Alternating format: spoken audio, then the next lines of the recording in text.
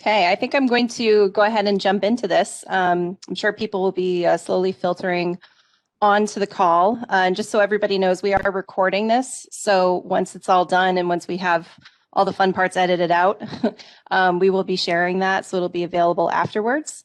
But I want to welcome everybody to the Freedom to Ride webinar. Really excited to be able to host this. And I know that everybody is incredibly busy. From what I've heard from retailers across the country, there really hasn't been a winter at this point. So taking the time out to review this information and to have a little bit of networking between some of the members of the bike cooperative is awesome.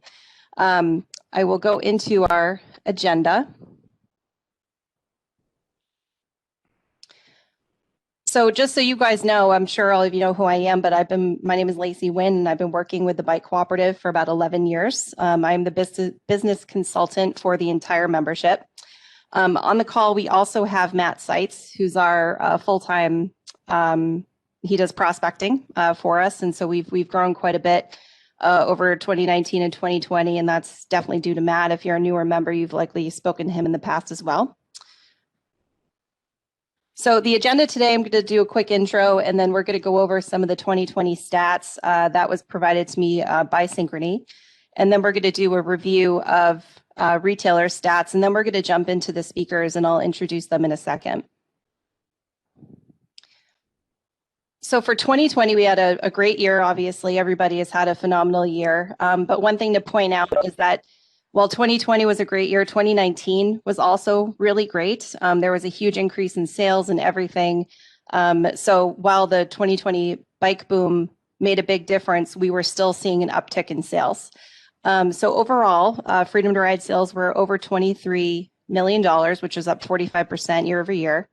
The average ticket was $1,700, a little over that. Average first sale is something really important to look at, because what Synchrony is able to do is not just look at average ticket, but look at what that first purchase is versus the second purchase. And so our average first sale right now is a little over $2,100, which is amazing. And then the average repeat sale is $930.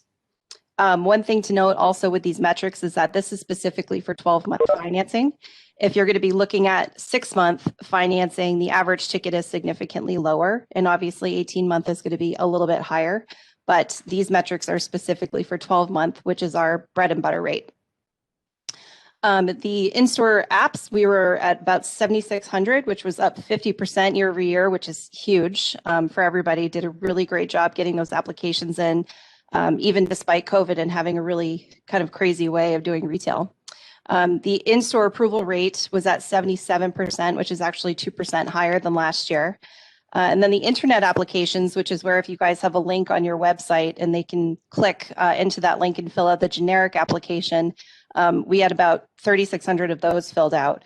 And the internet approval rate is at 54%.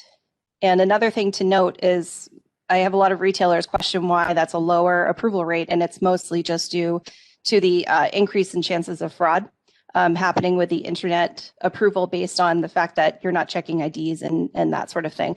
But the great news is that that is up significantly from years past. Our internet approval rate was usually hovering around 35%. So we're up quite a bit.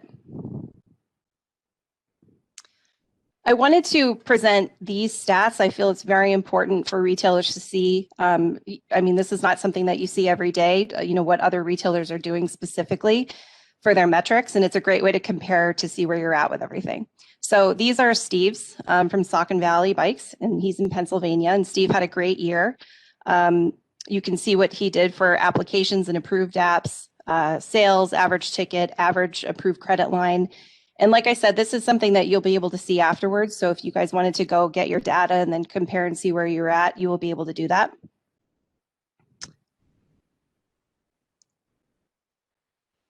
So now I'm going to bring it into hearing from our speakers. So we have 3 members on the call today for our panel. We have Steve LeBrake from Saucon Valley Bikes. He's got 1 location in Pennsylvania. We also have JJ from Burt's Bikes and Fitness, and I think they're at 6 locations now in the Rochester area of New York. And then we also have Steve Baylor, who's from Spokes Etc., and they actually have 5 working locations. I messed that up, sorry. They typically have 6, but as Steve will probably tell you, they had 1 burned down. So I'm going to allow them to speak for a few minutes about their stores and how they offer consumer financing, best practices through COVID and just in general. So I will give it over to Steve LeBrake. Hello, everyone. As far as the financing piece in our store, I was talking to Lacey about this the other day. We try not to be pushy salespeople at all. But I think the one essential thing that we do is on every price tag of every bike, we have your 12-month financing available and break it down to a monthly payment, tax included. I think that's just plays a part. I don't know if you can see that, but I just think that it helps in generating people kind of looking at that and seeing what their options are, I guess. And we do sell quite a few high-end bikes, as a percentage of our sales. We're a Santa Cruz dealer and a Pivot dealer, so it's kind of funny. I often have like a pair of couples coming in and oftentimes don't get enough credit approval to be able to buy both bikes, which I would love to chat with you more about that, Lacey. Can we, it seems like the max credit line sometimes is $8,500 most times when they're looking to get $10, $12, $15,000 in credit. But I think so. I don't know that we push it that hard, but obviously it works in our area based on our numbers and what Lacey is telling me. What I was looking at after Lacey shared some numbers with me, about 1% of our customers finance, which account for over 13% of our sales, which I think is pretty crazy. So the people that are financing are definitely spending, they're the people buying nicer bikes and so on and so forth. And they use their card afterwards. I have quite a few people that use their cards afterwards, or regular customers. And, they use it on a regular basis, which is cheaper for us to process than a credit card. So, we're happy to process that rather over a credit card any day. That's what I got for the moment. Okay, great. Thanks, Steve.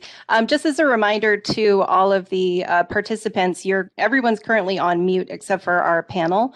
If you have questions for any of the speakers, please put it in chat and then we can address it at the end of the call. Or I can try to unmute you and you can ask yourself. And next, I will pass it over to JJ from Burt's Bikes and Fitness. Hey everyone, how are you doing today? We include in our sales process mentioning financing as many times as possible. Well, we don't find it to be pushy. It is helpful to be mentioned to mention it. And we did the same thing here in 2020. We started using a price tag that had the monthly financing amount on it, and it worked great. In addition to customers being able to see what the amount is, it reminded salespeople when they were quoting the price of the bike to mention financing.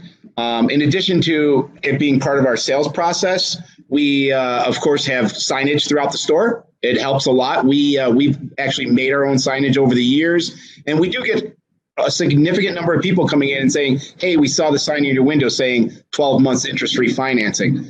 In addition to that, we have it on our website, and we also pump out a weekly email, and the bottom of our email every week is about financing, and it can apply right through the email. So those are all the things that we do to encourage people to learn about financing, and if they need to stretch their budget, they can do it through financing. Do you have any tips as far as training your staff?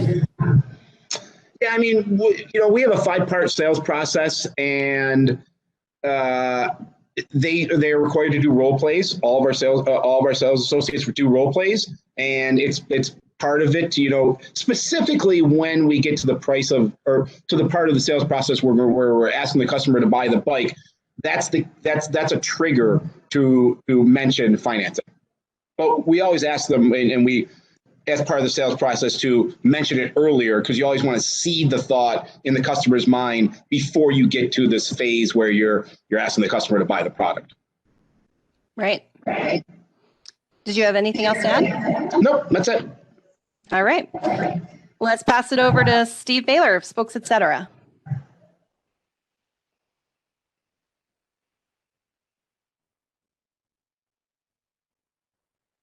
Did we lose Steve?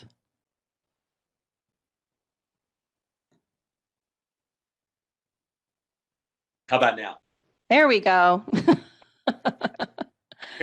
There you are. You can sell financing, but I can't find the mute button. Well, isn't that the quote of 2020? Hey, you're on mute.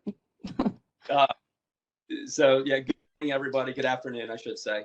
I'd just like to say that I'll echo a couple things that both Steve and JJ said.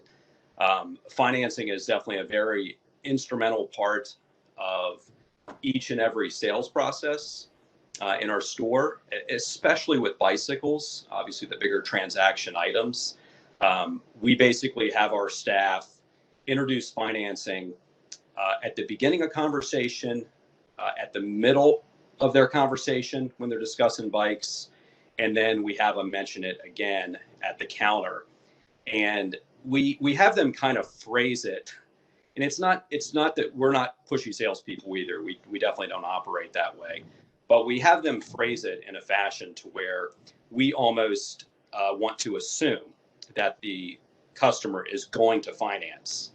And we do the same thing with Keep It Rolling Protection. We just assume they're going to buy the program.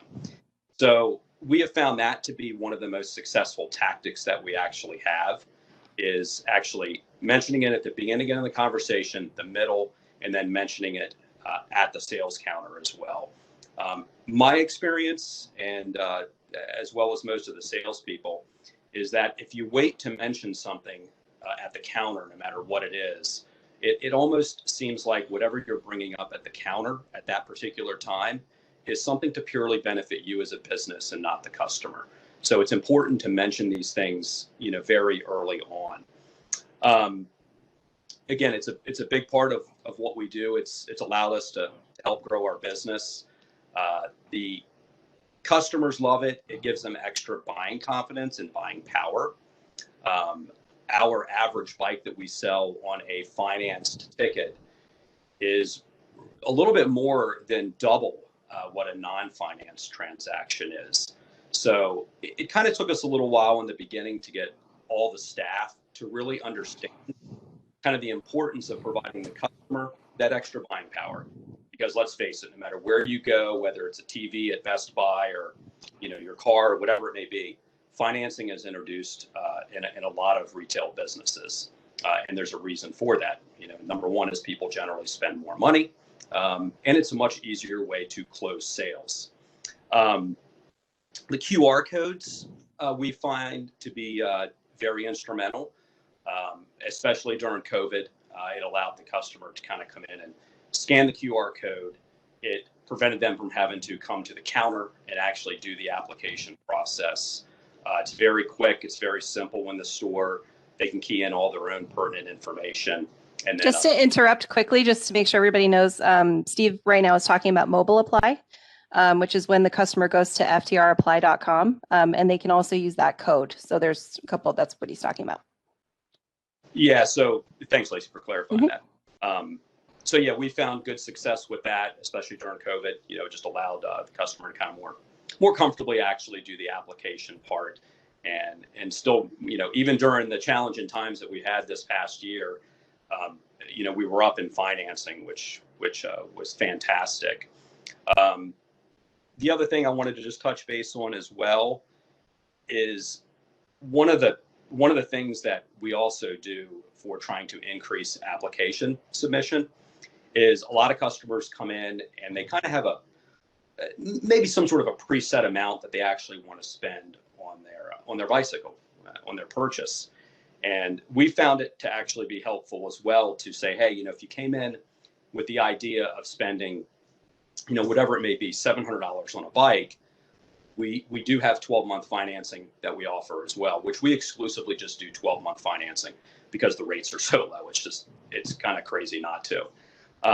So in addition to that cash you brought in to buy your bike, consider doing 12-month financing, and it allows you to upgrade to the next higher end model or go a couple models up. So you spend the amount you came in to spend and then finance the rest of it if you'd like, or finance the whole amount. That's up to you. But it's one of the easiest ways that we have found to be able to get people from, this point, if that's kind of what they had budgeted for, to this point. And it's not to max people's credit out or get them to spend a ton more money when they're not comfortable, just to give them the extra buying power that, they actually want. So like JJ said, the other thing we do to increase our applications is we definitely plan it in just about every one of our weekly emails. During the season, we do between 2 to 3 weekly emails that go out. And that is mentioned, like JJ said, basically kind of at the bottom of all of our emails. And then sometimes it's just a financing email alone. Posters in the store, nicely framed. Every single bike has a tag on it for 12-month financing, regardless of whether it's a kid's bike or, a $10,000, high-end bike. The more people see it, the more they're going to be comfortable with it, because a lot of people aren't comfortable asking about it.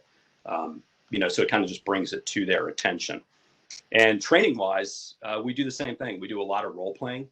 Our GM for the stores, he goes around to all the stores. He's extremely passionate about financing and KPP as well.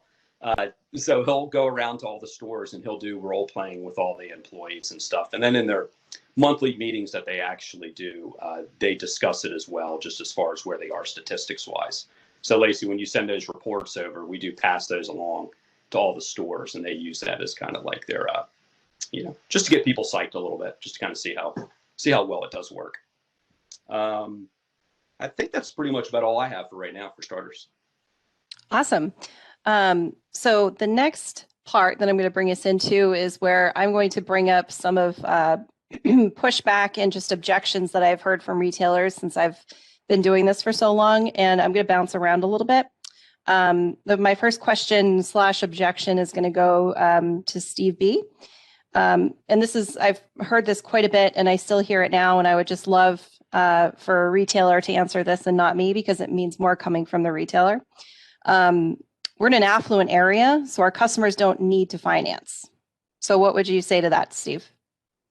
I'd say that's definitely probably one of the most common things that we heard, even from our own staff, in the very beginning when we took on financing. And now with 6 locations, and all 6 of our stores are in Northern Virginia. So, most of Northern Virginia is pretty affluent, just outside of DC. But one of our stores is in Loudoun County, which is, I don't know where they rank this year, but they're typically one of the top couple of, most affluent counties in the country.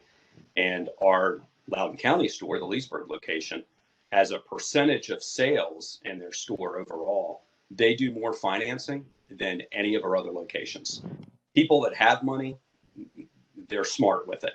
So, if they can get a free loan, so to speak, for 12 months, they take advantage of it.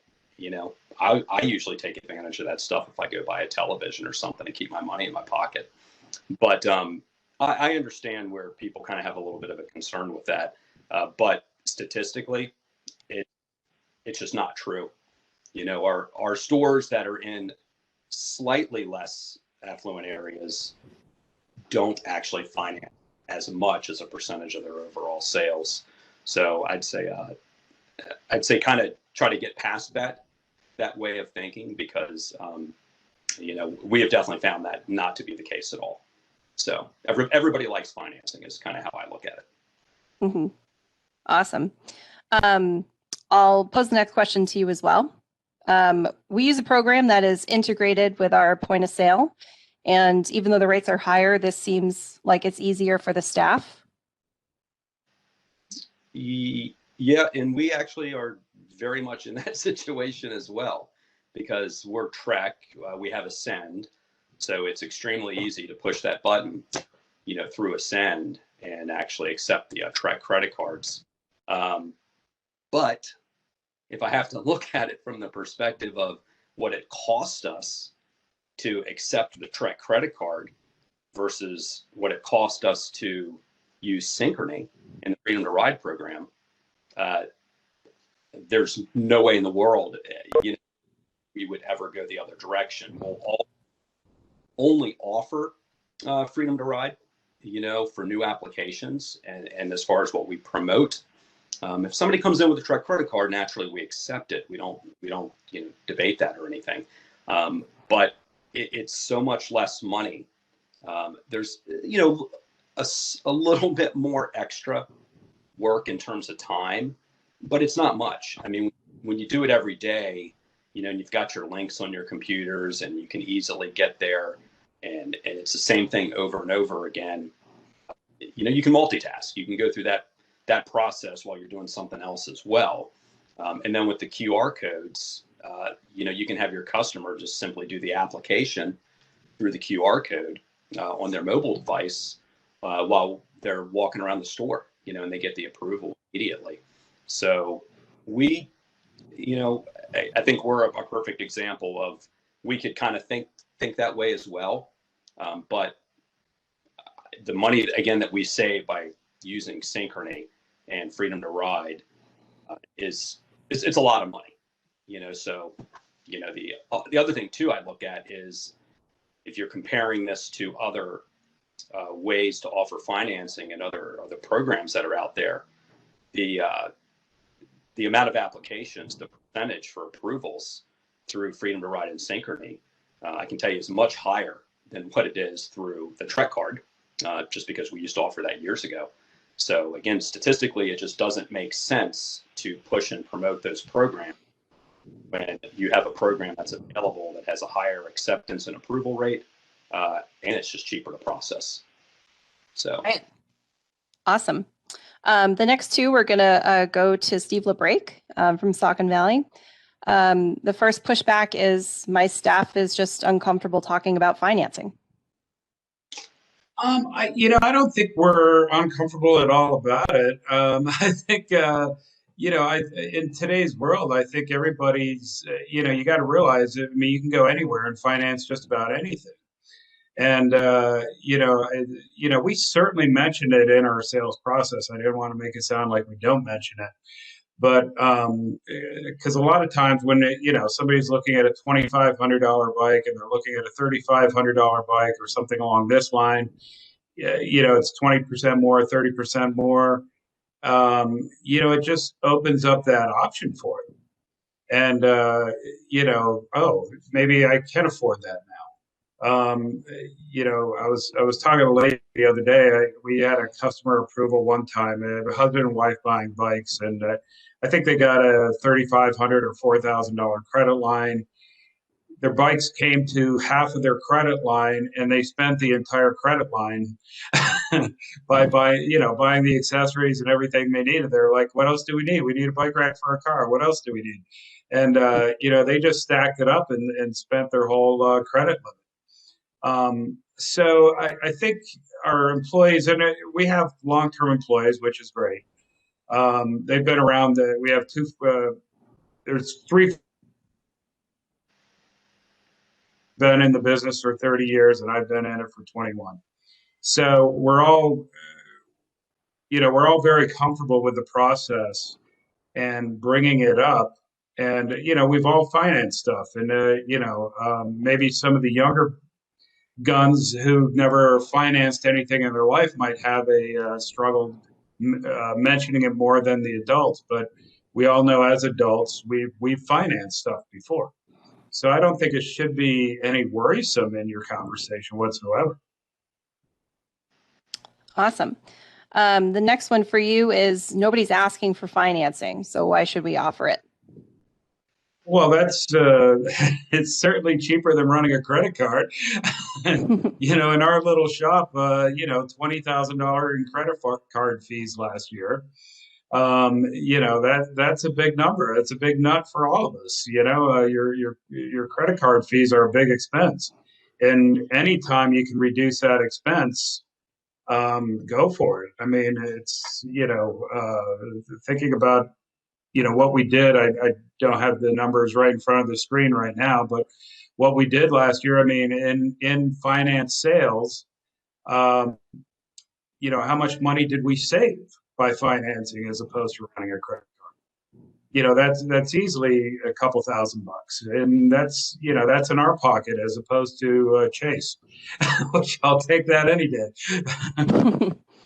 Right. So for you, it's not necessarily if somebody doesn't come in and say, I want financing, it's still something that you're going to post to them as an option. Sure. It's I think we always mention it. We might not mention it 3 times, but it's definitely in our conversation. Mhm. We just kind of casually say, there's always the option of financing and getting whatever you need at this point. Get your package. Awesome. All right. The next 2 are going to go to JJ. So JJ, you're up.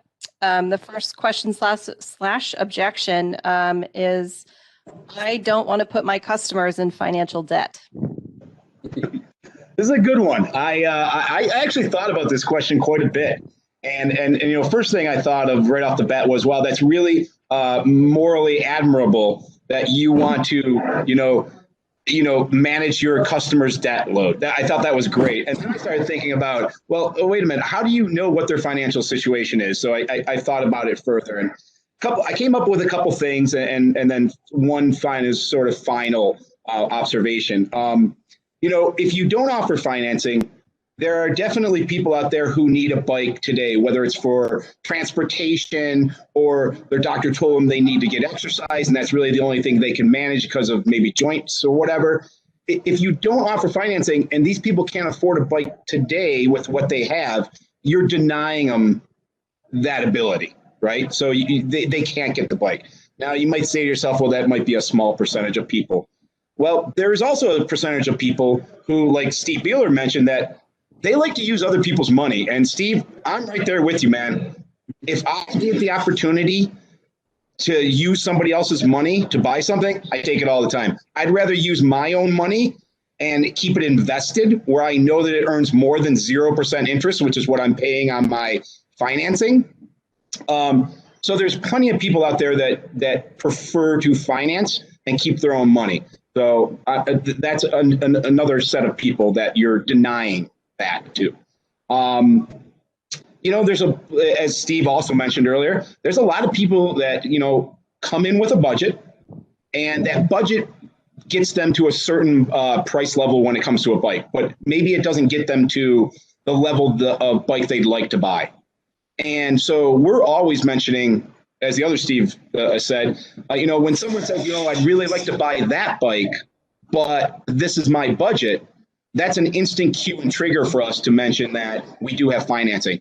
And not infrequently, we have people say, okay, I'm going to put down, $1,000 in cash, and then I'm going to finance the rest of it. That happens quite often. So if you don't offer financing, then you are denying these people the ability to maybe buy their dream bike. So there's 3 different sets of people that you're denying if you don't offer financing.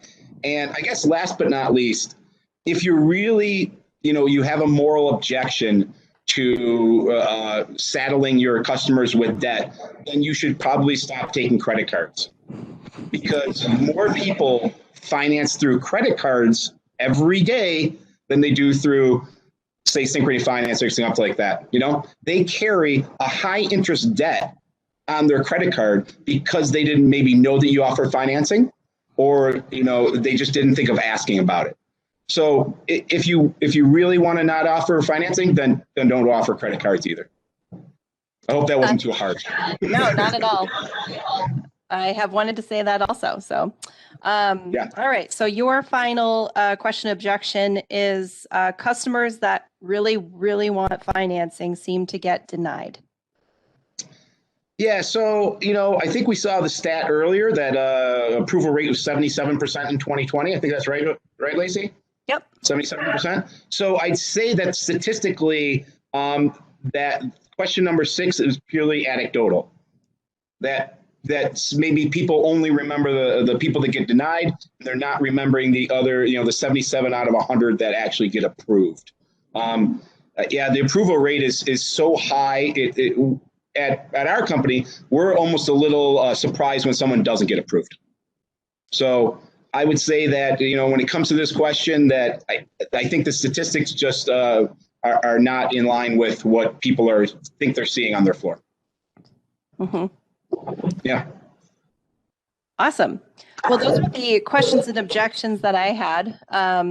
And I wanted to open it up to general Q&A. I've gotten a couple questions so far about the QR code and mobile apply. And so everybody knows, I will send out an email to everybody that has all of the information on mobile apply, so you can have that on hand. If you did have questions for our panel, please go ahead and put them in chat, and I can either ask them for you or try to unmute you. I do have a question that I want to pose to JJ. We have some stores that have, you want to make a comment on mobile denial, Steve? Is that? Yeah, if I could real Okay. quick. Sure. I think that's just that denial rate was higher on the mobile app. I think that's a lot of people that probably know they're on the bubble of being able to finance. So they probably know that they're more likely to get denied. So they're doing it just to see if they have that option before they walk in. Right. I think that's just a quick observation on my half. Yeah, absolutely. One thing with the, and if anybody has a comment on this, I think retailers are always questioning whether or not they should have the link to the application, the generic application on their website, because there is a lower approval rate. And if any of you guys want to speak to that, I would love to hear what you have to say to that.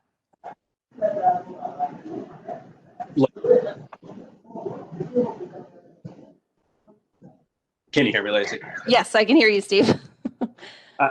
What was your question again? My question was, retailers ask me a lot, and I don't necessarily want to answer this question for them, but they ask if they should have the link to the generic application on their website, or if they should just say, come in store to apply.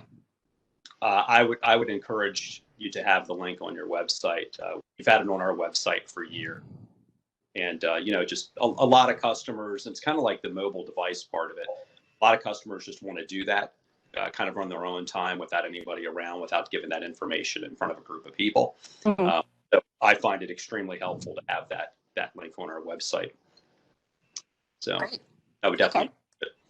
And then actually, can I make also a comment in regards to something that I think JJ may have brought it up earlier, or Steve. I know Steve brought it up earlier as well.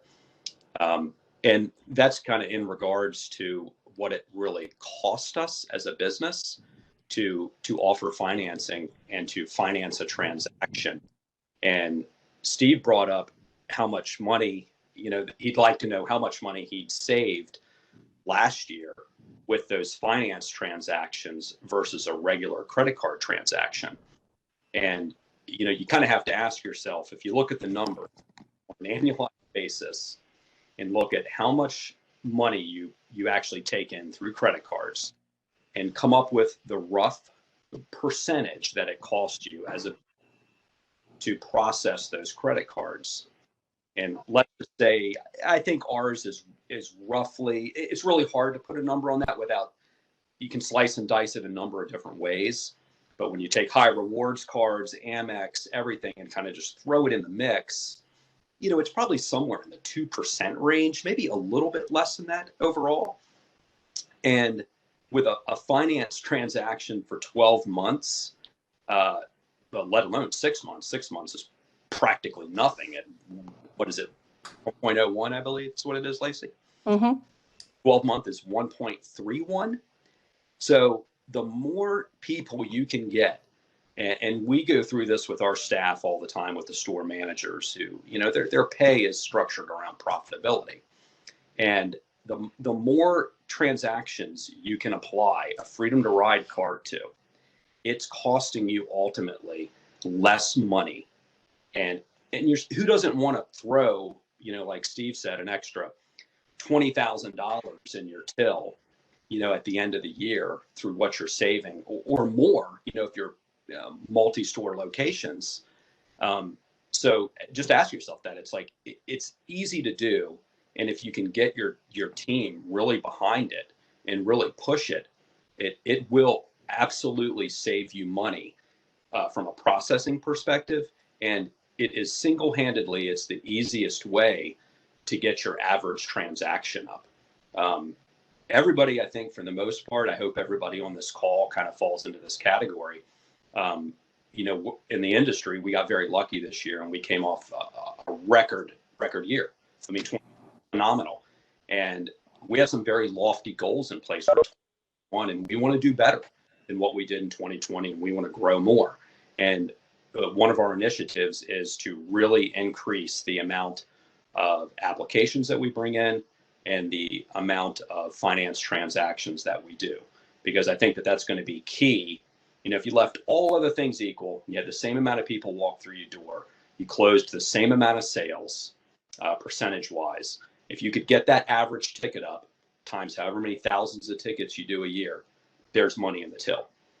So I think it's just a very useful tool to kind of help you grow your business. So. Well, and another thing to point out that a lot of retailers might not know is that the Freedom to Ride program does not have a minimum purchase requirement.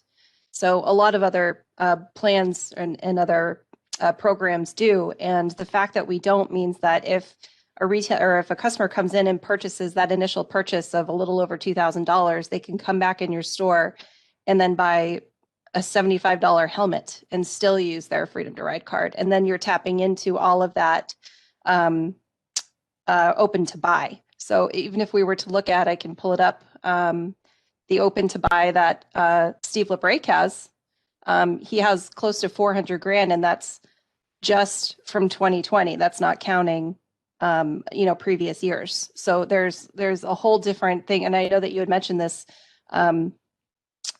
Steve, you had mentioned this before, that you wanted to really tap into that existing credit line and get people to come and use their card again. So that's another big thing to point out, is that we shouldn't look at it just as the initial purchase. It should be something that they're using constantly. Yep. Yeah. There's a lot of money sitting out there that, people have access to through that open credit line. Right. Another thing I just wanted to touch on, we have some retailers that are on the call that are going to be new at offering consumer financing in their store, something that they haven't done before. And I will pose this to JJ. As far as training new staff and training in general, what kind of best practices would you, or what kind of tips, tricks, best practices would you want to pass on to somebody newly offering Freedom to Ride? It's funny it's a good question. It's funny you mentioned that, because some of the things that I talked about in that first question that I answered about why you wouldn't offer financing, we explained to our salespeople. So as part of our sales process, especially at onboarding, we talk to our salespeople and explain to them how important it is that we offer financing and what it allows our customers to be able to afford, whether it be upgrading a bike or just buying a bike in general. So first of all, we explain to them how important it is to our customers.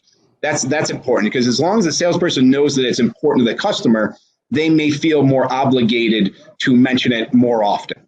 So that's the first part. And then of course, we have a fairly structured training for our sales process, and we teach it.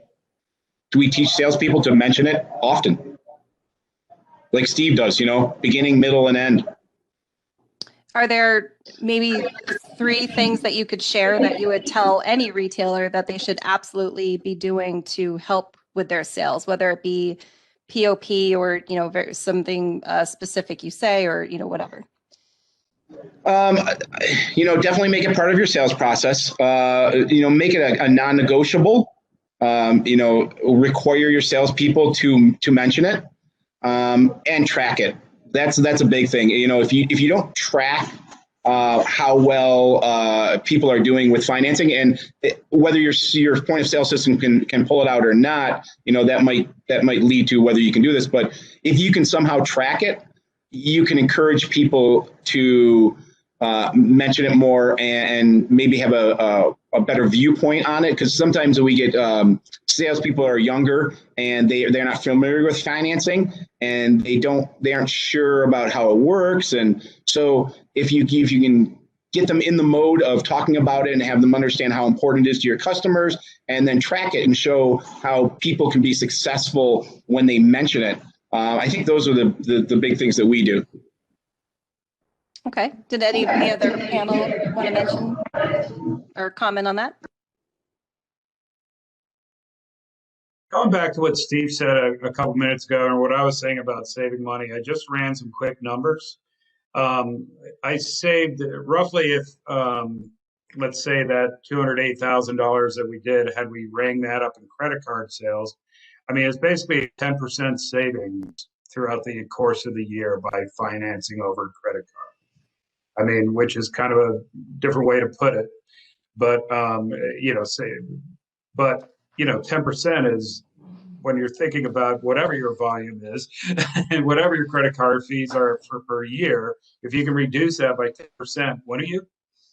And also what Steve was saying about increasing your average transaction, you know, we talk about IPTs, or items per transaction, a lot in our store, which, you know, the more items per transaction, obviously you're increasing your average sale.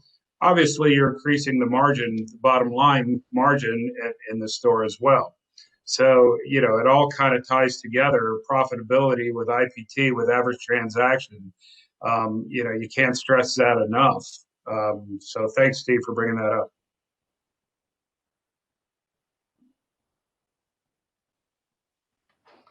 Great. Well, I don't see any more questions on the chat. Matt, did you have anything you wanted to offer? I'm putting him on the spot just so everybody knows.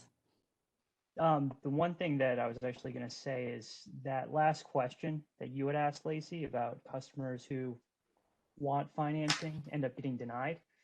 Typically, those stories are coming from the retailers that only use financing as a means of saving a sale, as opposed to using financing proactively.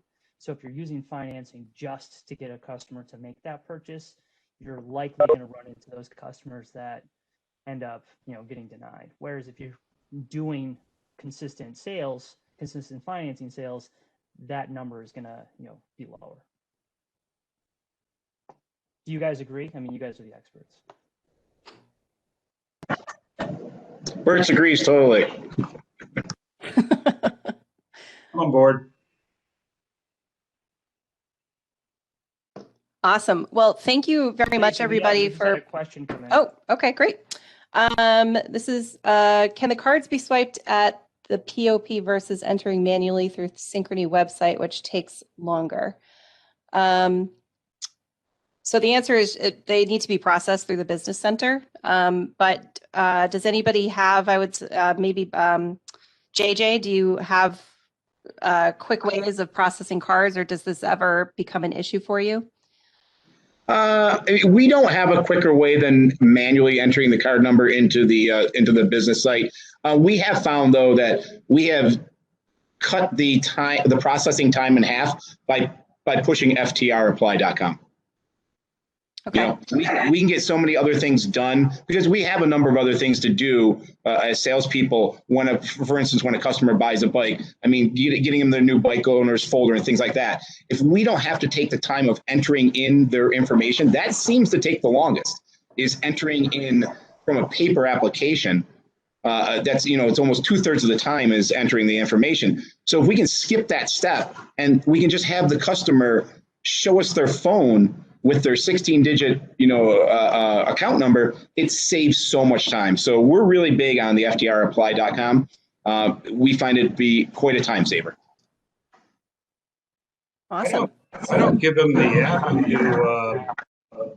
We don't give them the app. We just ask the questions and fill it in, and then print out the app for them to sign when they're done.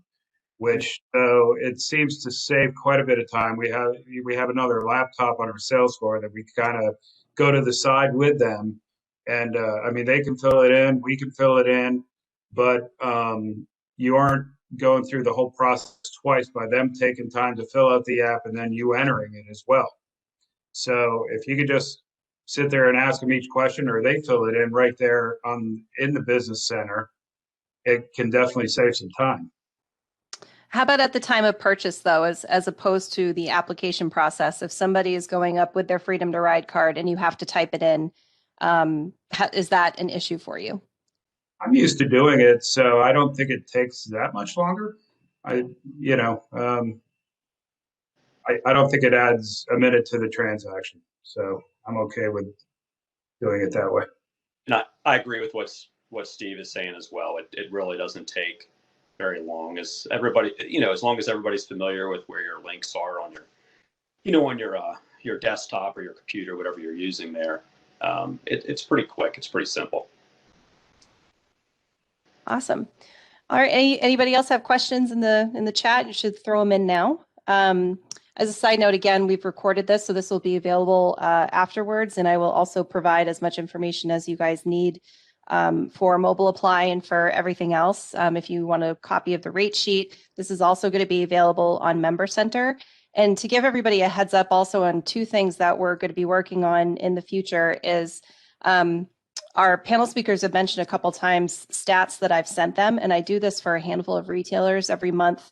The stats come out a little bit later that come from Synchrony, but I compile them and put them into a spreadsheet so that you can review and compare year over year. And that's something that we are currently working on with our engineers to be available in your member center. So it'll be uploaded every month and you'll be able to go in and see the stats year over year, which will be amazing. So we just are taking a little bit of time to make sure that that works correctly.